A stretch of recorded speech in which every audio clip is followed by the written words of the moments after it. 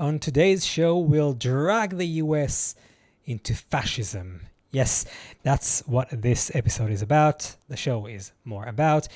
My name is probably something with more. Sorry, this thing here. Yes, that's the name, and we can move on with it. So, in the last week or week and a half, I've started hearing again this mumbo jumbo about the US being on the brink of fascism. And it comes from both sides, so it's very, very funny. The question is, can it ever happen? Is it already happening? Has it already happened? And what I thought I'd do is actually bring up what fascism is about and try to juxtapose it against what the US has been seeing in the last few years.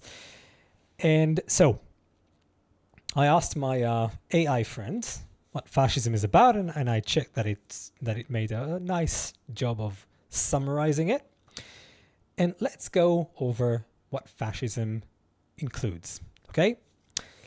So the fascism was just to make sure we're on the same page. The fascists were a party or a movement in Italy in the beginning of the last century, before and during the World War, and the second one, of course.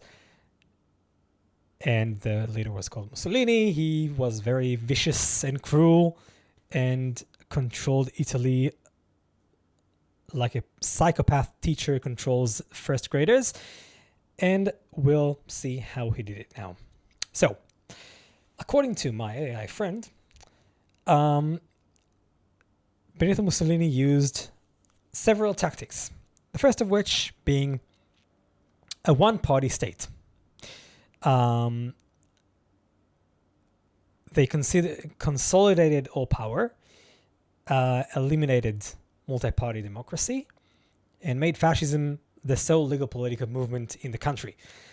This is something that I'm very happy to say is not happening in the US, hasn't been happening in the US, and isn't going to happen in the US anytime soon, at least in any form that I can see. I think the US has a much stronger democratic leaning than Italy ever had. Which, by the way, even today, Italy is not a real democracy. It's a broken country, always has been and probably always will be. Elections were manipulated or abolished, and dissent was brutally oppressed. Only those loyal to the regime could gain complete citizenship and employment. So, the second part isn't happening in the US. Elections were manipulated. This is happening. The question is, what kind of manipulation are we talking about? I'm guessing in Italy it was manipulation like it happens in Russia, that you practically have no real contender. Like it is happening in Russia. It's happening in Iran. Iran has elections for the president, not for the leader, for the president. So the president of Iran is a puppet of the Ayatollah, but they do elect them every 4 or 5 years. And usually what they do is they have several candidates starting, and then they slowly filter them out until only one who is very loyal to the regime and a couple of ones that almost no one will vote for are on the ballot. So you have no choice but to elect the one that the Ayatollah wants you to. And a similar thing is happening in Russia. Vladimir Putin, every single election, he starts a whole wave of arrests of dissidents. Every party in Russia that's not Putin's party is a dissident. So people are arrested, imprisoned, killed, assassinated, like even overseas.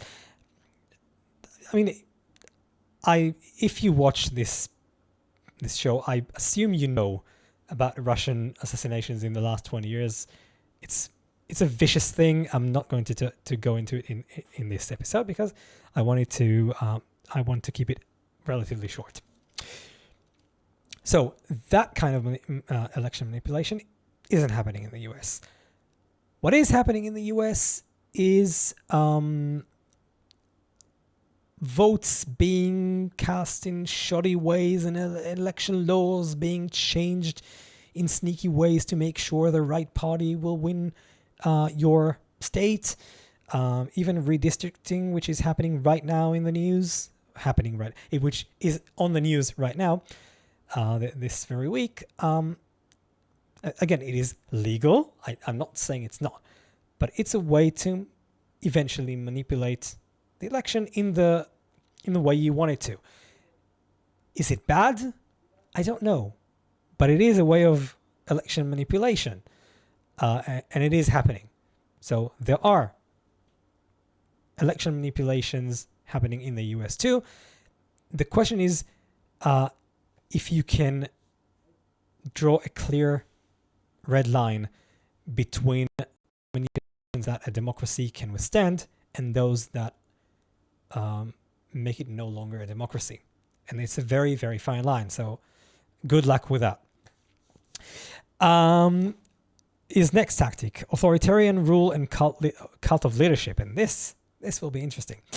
Mussolini centralized authority, adopting the title Il Duce, the leader, and built a cult of personality. Now, Trump didn't centralize authority, but he did sign, I think, almost 300 executive orders by now, which is that's for another show. I don't have the numbers for this show, but I will have them in a future show, because I am going to talk about executive orders, which I think is not the best way to run a country. Executive orders should be reserved for a few absolutely necessary, immediate emergency steps, not for everything that Trump does. And Trump takes it very, very far, the idea of an executive order. Anyway, so he didn't centralize power, but he is abusing. He's overusing his power for sure. But then you have the second part, cult of personality. Have you seen a Trump rally recently? People shout Trump, Trump, Trump, and we love Trump, and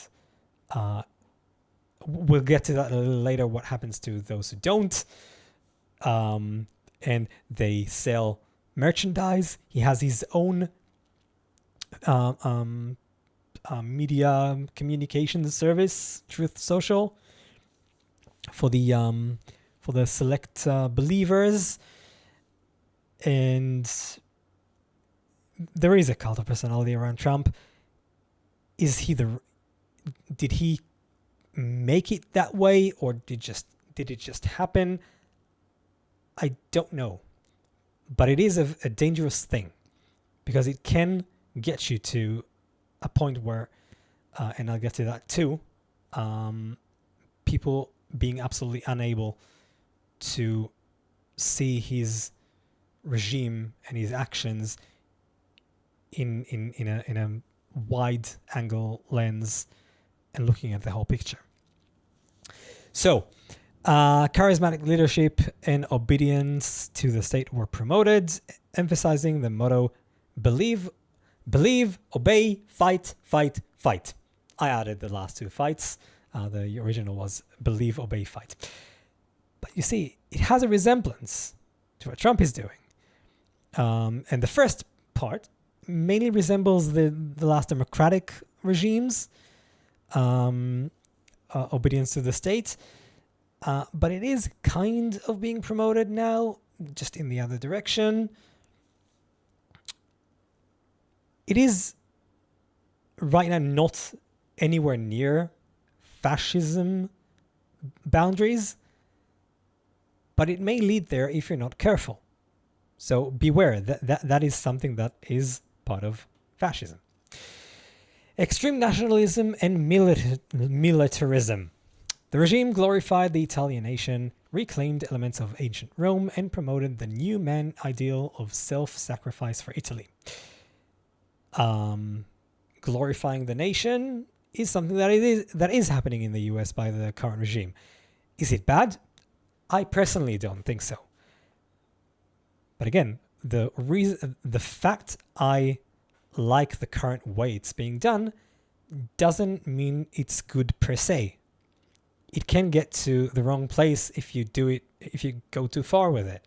So again, it was a part of bringing people to fascism. So you must be aware when you glorify your nation, don't go too far with it. Next, military strength was emphasized, with violence seen as acceptable for maintaining order and pursuing expansionist foreign policy. Trump does not have an expansionist foreign policy, but is demonstrating power around the world and inside the US. Most of it, I think, is in a relatively reserved manner. So it's all good for now. But the fact that if he persists with it for a very long time, it may become the usual state of being. And that's not what you should strive for as a country. It's not a good place to be. Even if it doesn't bring you to fascism, it is playing with fire. Powers should be kept to a minimum when possible. Right now, with all the wars going on, yeah, you need to show that you're not going to stand up. I forgot the expression. Next, corporate state and economic policy. Fascism rejected liberal democracy and socialism, promoting a corporatist economic model. The current regime also rejects socialism. It doesn't reject liberal democracy, so pretty good here. But promoting corporate economic model. Let's read the next bullet. Employers and workers were organized into state-supervised corporations to negotiate economic policy aiming to prevent class conflict. Now, ignore the class conflict part. There is no class conflict in the US today, thank God, even though some people, Bernie Sanders, are trying to make it happen. What is happening under Trump specifically, which did happen under... It's way worse under Trump than under previous previous administrations, is the negotiating between government and corporations. This week, we saw Tim Cook kissing Trump's ass and giving him like an ornament made of golden glass, not just glass, but Apple, what is it called? Gorilla Glass? Sorry, I can't do Tim Cook. His voice is too generic for me. And his slight southern accent is not something I can imitate. And he did that, why? To get some relief from Trump's tariffs, which, by the way, are an atrocity that I'll talk about in another episode. The tariffs have their own episode in the making. It will come eventually. I keep putting it off because it's such a broad subject. I can't do it in... I don't think I can pull it off in a half an hour episode, but I'll try to. But that will be in another day. For now, we've seen Tim Cook kissing the ring. We saw Jensen Huang a couple weeks ago kissing the ring. We saw Intel CEO Libutan kissing the ring.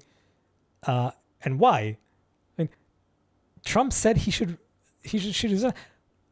A president of a country should not make observations about CEOs of corporations.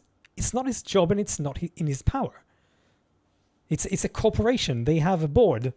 If the board thinks he's bad for the corporation, he should be fired. But it's not the president's job to make assessment of CEOs and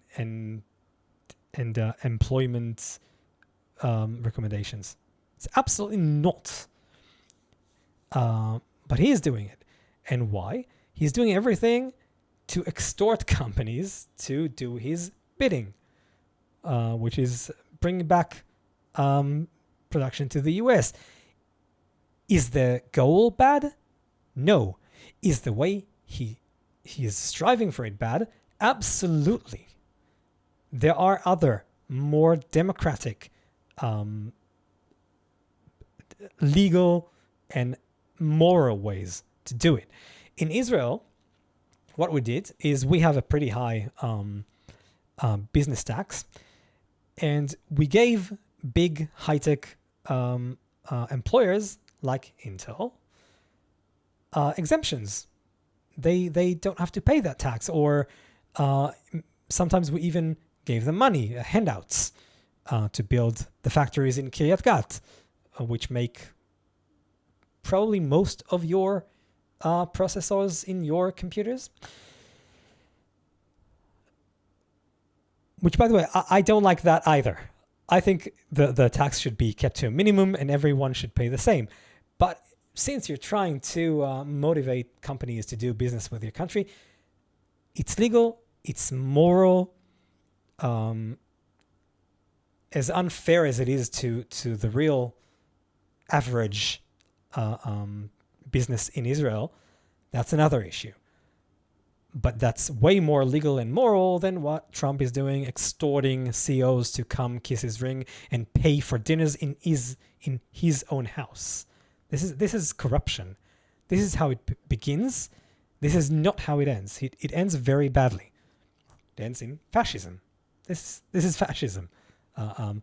Companies being shadow run by the government, which is what Trump is trying to do. He's trying to get there, and if you voted for him, you should make it very clear for him that's not what you want him to do.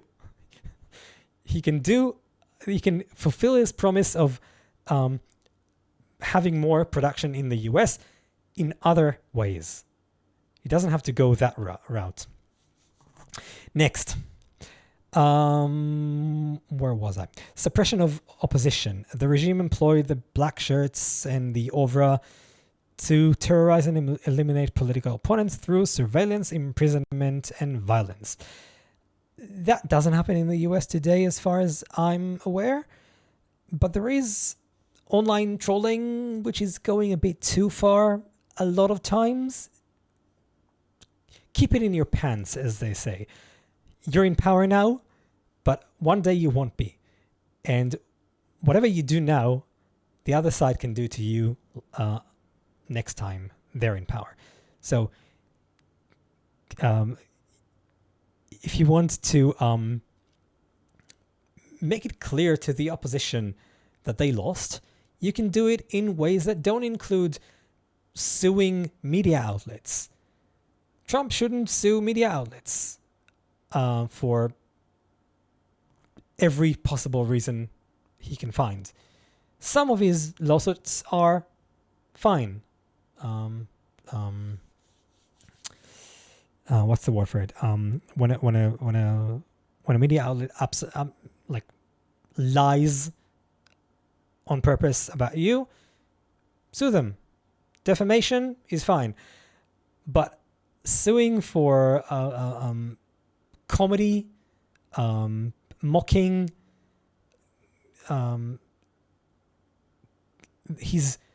it's not even trolling, it's pestering to fire late night show hosts. And I know some of them are losing lots of money, so they should be fired, but not everyone.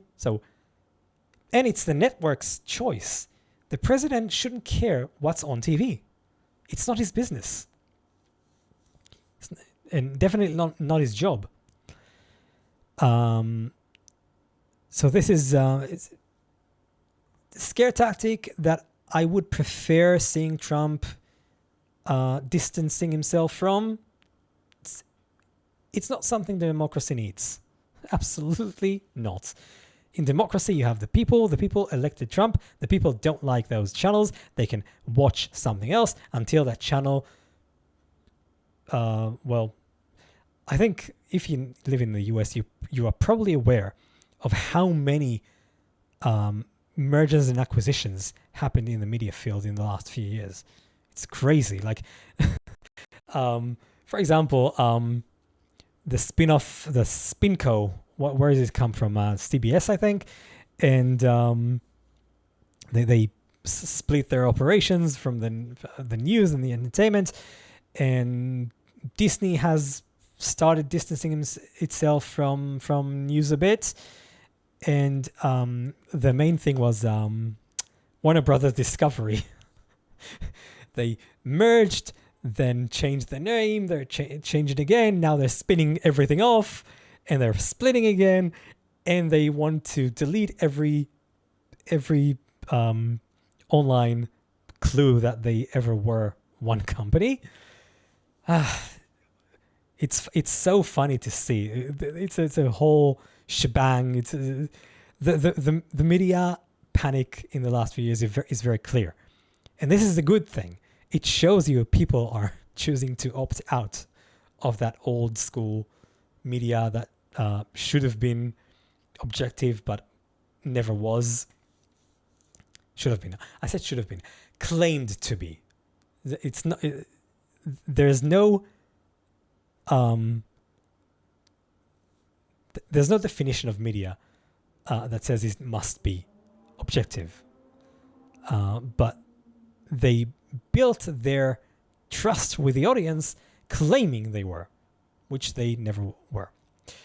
But it's funny to see that it happened. I prefer the president to stay out of it, let it happen on its own. It's not your job. That's what fascism likes to do. Next. Propaganda and controlled society. Propaganda was widespread. Uniforms, rallies, and the media were used to glorify Mussolini and the regime's achievements. I think, again, most of the media in the US is left-wing, the old media, but the new media is exactly the opposite. They're all swayed in Trump's way. I mean, they're all, not all of them. The ones I watch. I mean, the Young Turks certainly aren't. But Ben Shapiro, Dave Rubin, what's her name? Megyn Kelly. Who else? You know the ones I'm talking about. They're all swayed heavily towards Trump. And it's not... I mean... Shapiro is starting to have a few reservations about what certain things Trump is doing, but most of them are completely blind. They look straight ahead, and all they can see is we are winning. They cannot see how some of those wins are absolutely horrendous to the future of the country, not just the ones that might bring fascism, but ones that just crush the other side, not in a good way, but in a way that makes them resentful and revengeful. Where's the times of the actor president Reagan? He was so gracious to the other side. Why can't Trump be a little more like that? You don't have to crush them deliberately. You won. Do your thing. Do it with grace, with honor, and make the country better. But you constantly nail.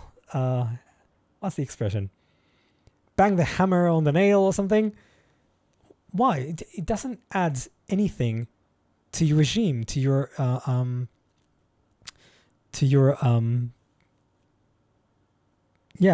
legacy. Next, the education system was tightly controlled to indoctrinate youth with fascist and nationalist ideology. Only teachers and curricula approved by the party were allowed. In the US, that's a bit complicated because Trump is actually making the right moves to have more diverse educational system and let the states control the education system. But he is also at the same time using Secretary Linda McMahon to cram things that are not agreed upon in all states. So it's either that or that. You can't say you'll give the states the control and then cram things on them on what they can or cannot teach. Again, most of the things they do, I'm for. I support the ideas. But cramming them while you're saying you'll give the states control is not how the democratic republic that Trump claims to represent is supposed to be, to work. You can't have it both ways. You have to decide. Next, relationship with the Catholic Church. That's irrelevant to the US. Foreign policy and expansionism. No, I forgot something. I'm pretty sure I forgot something.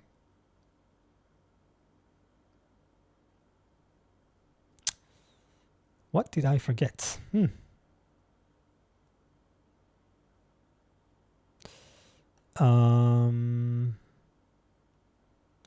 There was something I wanted to say about... Oh, the rallies. I know what I missed. Inner suppression. The Republican Party under Trump has ceased to be a Republican Party. They no longer stand for Republicanist ideas. They stand for Trump, and everyone who doesn't is kicked off the curb. We've seen every candidate, every politician in the party who had slightly different ideas than Trump being kicked away. Usually, you have a certain Overton window of ideas in every party, and if you're off that window, you probably go to the other party because that's where you belong. In the US today, there is a huge margin between the parties because every party has narrowed its own Overton window to the edge. Actually, not to the same edge. Yeah, the Democrats are in the very far left, and the Trump party, which I won't even call the Republican Party, is somewhere in the center. But everything that is off the center to either side is kicked off. But you have a party, you have people who support you 70%, not 100%. You shouldn't. It's like those actors I've recently been watching, Hollywood actors fucking their own future by saying if you don't support everything I say about I don't know, transgender silver what's her name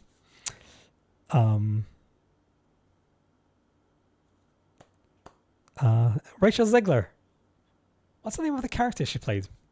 Snow White. If you don't believe in transgender non-dwarf black Hispanic Snow White and the Seven Dwarves, non-dwarves, sorry, you don't watch my movies at all. That's what's happening in the Trump party about ideas. If you don't believe this idea, you don't belong with us. No, you should encourage a breadth of ideas within your party, because then you make your party wider and you have more voters. Next year you have the midterms. If you want to win that, you have to go all in on breadth of ideas in the Republican Party. Sorry, in the Trump party, I should say. Okay, I think this has been a pretty thorough dissection of fascism against current US state of affairs. I think you're still far off fascism, but there are some fascist ideas that are trickling into your everyday news and thinking and actions, which is starting to get dangerous. Again, I'm not saying it's Trump's fault. It's been happening on the other side as well, in other ways, but it doesn't make it right. You should keep the lane very, very straight. Democracy, democracy, democracy. Don't do all those things with taking over media and suing hosts for saying nonsense. They should be punished by the public, not in a court by the president. It's not his job. And it's way more fun. I mean, as fun as it is to get them pay for a Trump museum, which was one of the best trollings I've ever seen. But still, that should be done by the people, not the regime. So keep it democratic, people. You're a great country. Stay that way. As Trump says, make America great again in the right way. You'll see me next week.